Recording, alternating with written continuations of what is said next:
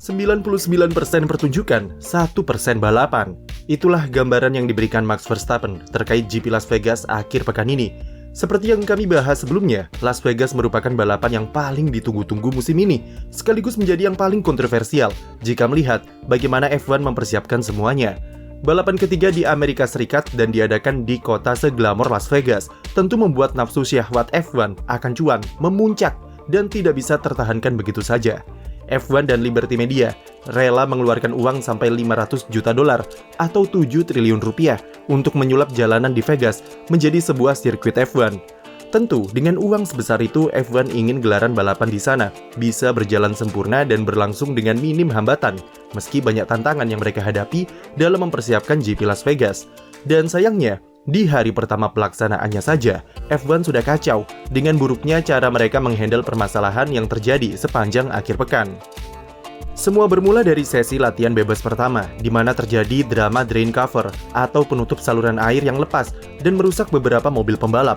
Yang paling parah adalah Carlos Sainz, di mana drain cover yang terlepas tersebut sampai membuat lubang di bagian floor mobilnya dan sebabkan mobil Sainz rusak parah.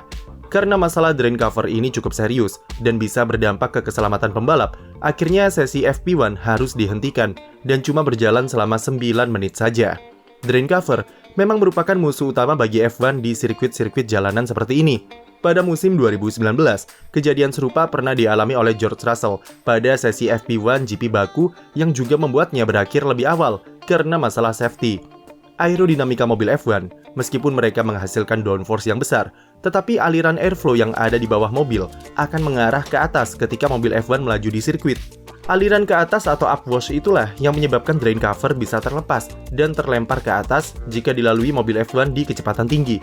Apalagi jika beban cover serta pengikatnya tidak sampai 110 kg.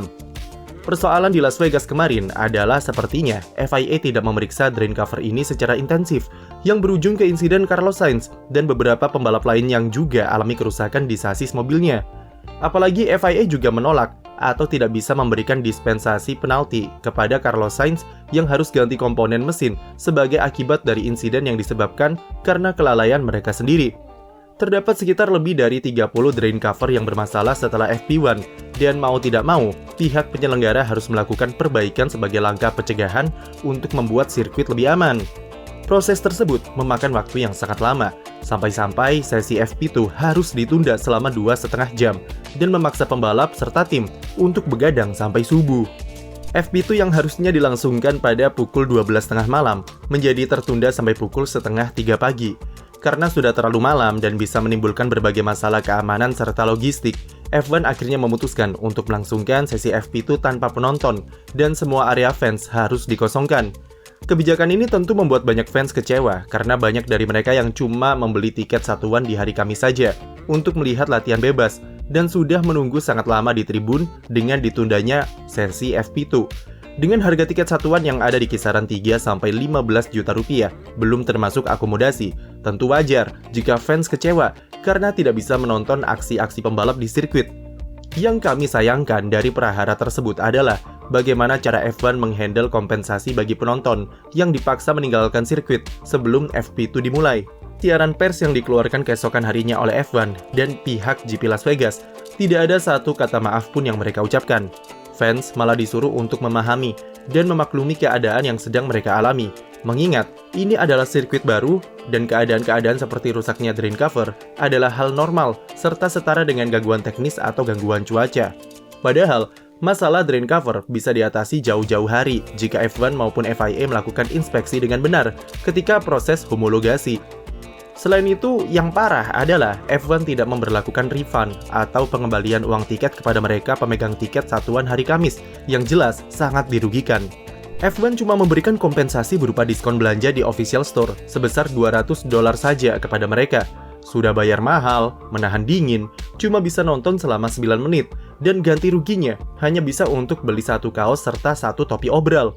Untungnya kekacauan itu hanya terjadi pada hari Kamis, dan sepanjang sisa akhir pekan, semua berjalan cukup oke, dengan balapan yang seru serta penonton yang meriah. Tetapi sayangnya F1 di sini sudah menunjukkan presiden yang buruk mengenai cara mereka menghandle kekacauan seperti kemarin. Dan tidak adanya refund terhadap mereka yang dirugikan karena keteledoran F1 sendiri. membuktikan betapa kapitalisnya mereka dalam mencari keuntungan untuk bisa menutup biaya pembangunan sirkuit yang membengkak sampai 500 juta dolar. Menggambarkan keseluruhan GP Las Vegas yang memang ditujukan untuk mencari cuan dari pasar Amerika yang terus-menerus diperas.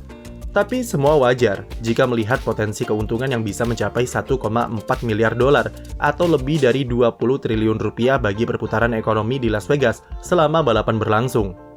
Yang jadi masalah adalah pendekatan F1 yang terlalu berorientasi pada hiburan atau entertainment ketimbang mementingkan faktor dari balapan atau sportingnya itu sendiri.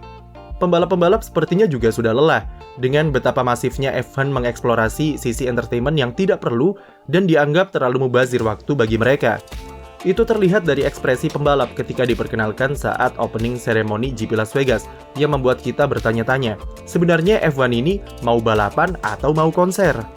Max Verstappen jadi yang paling vokal menyuarakan pendapatnya dengan mengatakan jika dia terlihat seperti badut ketika tampil di opening ceremony dan mengatakan kalau GP Las Vegas 99%-nya adalah pertunjukan, 1%-nya baru balapan. Tak berhenti sampai di situ, Max juga bilang kalau jika dibandingkan dengan Monaco, maka Monaco adalah Liga Champions, sedangkan Las Vegas cuma sebatas Liga Nasional atau Liga dalam negeri saja.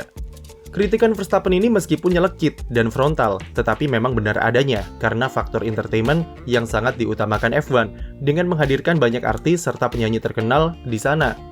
Hal itu menjadi poin kritikan Verstappen yang merasa kalau banyak penonton yang datang ke Las Vegas cuma untuk berpesta dan menonton artis saja, tetapi mayoritas dari mereka tidak mengerti apa-apa soal F1 dan tak paham apa yang pembalap lakukan di sirkuit. Pembalap Belanda ini tidak bisa merasakan emosi serta passion seperti yang ditunjukkan di trek-trek legendaris di Monza atau Spa, yang memang penontonnya mayoritas adalah penggemar balap sejati. Dan memang seperti itulah realita F1 zaman sekarang, yang mengalami perpindahan demografi penggemar sejak boomingnya serial Netflix Drive to Survive.